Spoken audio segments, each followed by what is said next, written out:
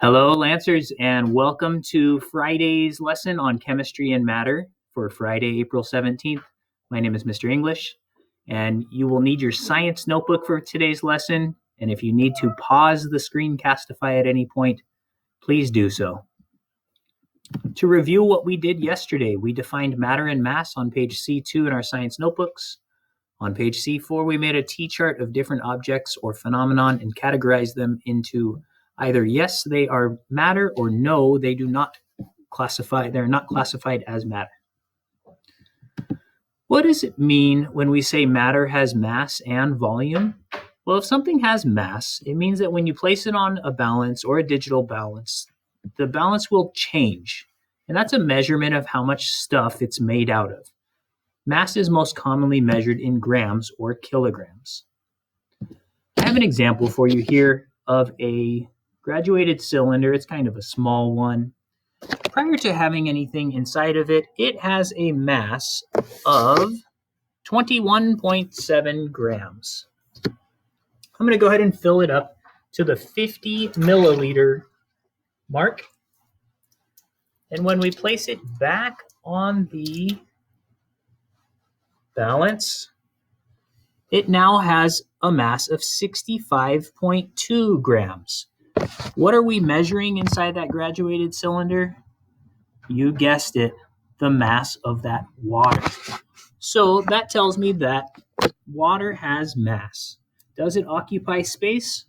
Yeah, it occupies the space in this graduated cylinder, which is about as far apart as my fingers can demonstrate. And so this is good evidence that water is matter. It occupies space and it has mass. Volume is a measurement of how much space that it takes up. So this graduated cylinder makes it very easy on me to see that it's 50 mLs. Another example of a way that we could use to measure volume would be right now inside of this 1 liter water bottle, there's 1 liter of gas. If I were to fill it up with water, I would have 1 liter of water. All right, so these concepts were always confusing to me as a kid, and I think that having an idea of how much 1 liter is, and that liter is a measurement of volume, is very helpful to understand what is volume and what is mass. So evidence for air having mass is easily demonstrated using a balloon. As you can see, this red balloon on the digital balance has a mass of 1.6 grams. After I inflate the balloon, it's going to increase. What is this measuring? What is the balance measuring when it just has the balloon on it? Well, that's the mass of that rubber that makes up the balloon. After I inflate the balloon, I'm adding particles of gas, which is my carbon dioxide, my exhalation, and I tie off the balloon, and its new mass is 2.1 grams. Where is that 0.5 of a gram coming from? You guessed it. It is the air inside the balloon. So this is evidence for air having mass. How about volume? How can we prove that air can have volume? Well, I'm using a balloon. This is a light-up balloon, and it fits easily inside the box when it is not inflated. Once it has been inflated, it no longer fits inside the same size box. So air has volume. It has mass. You can feel air if you were to wave your hand around in front of you, or if you stick your hand outside of a car window while the car is moving, you can feel those air particles hitting your hand. It's matter. So we need to add the word properties of matter. Mass and volume are properties that we can measure.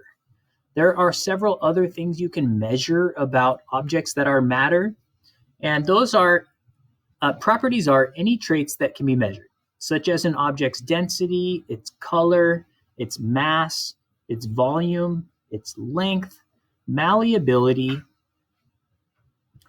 melting point, hardness, temperature, etc.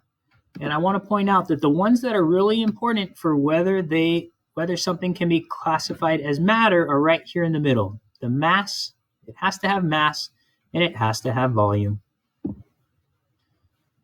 And just so you know, malleability is how far you can kind of flatten something out or pound something out. The rest of those words are pretty familiar. What temperature something will melt at, how hard something is, temperature. If you need to pause the video now in order to copy down this definition, feel free to do so. Your Words of Chemistry page on C2 should have 3 definitions on it now: matter, mass, and properties. And this is what your page C2 should look like in your handwriting. Some of the matter that we should discuss from page C4, we've talked about air and water.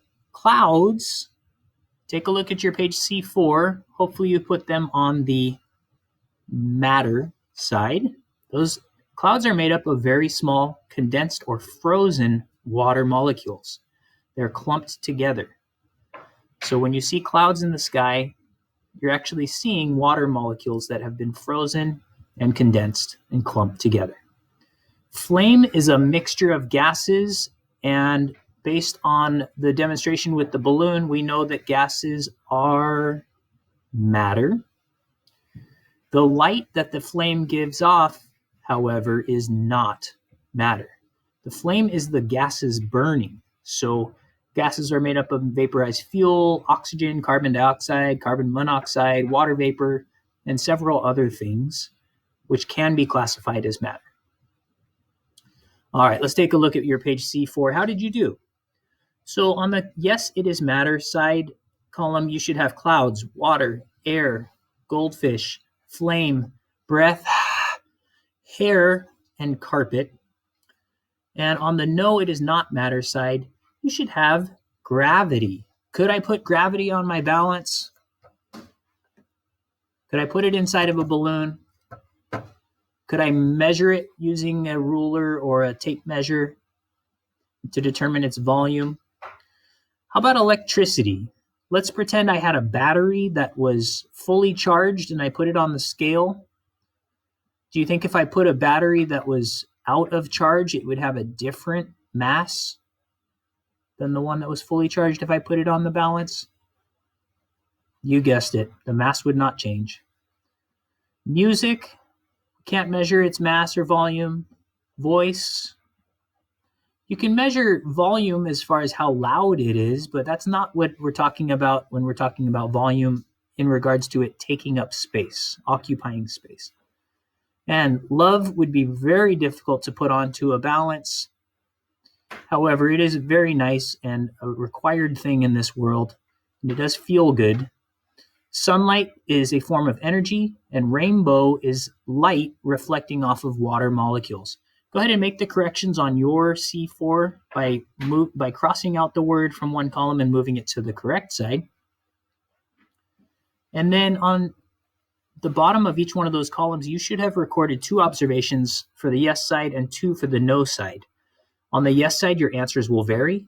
On the no side, your observations could be that many of these examples or phenomenon are forms of energy. Gravity is a force. And with all of those, we can't determine volume or mass.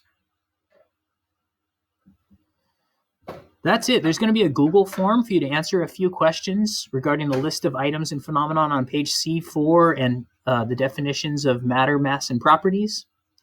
And we'll talk a bit more about what makes up all of these different objects that are matter in our world around us starting next week. All right, have a great weekend. Thanks.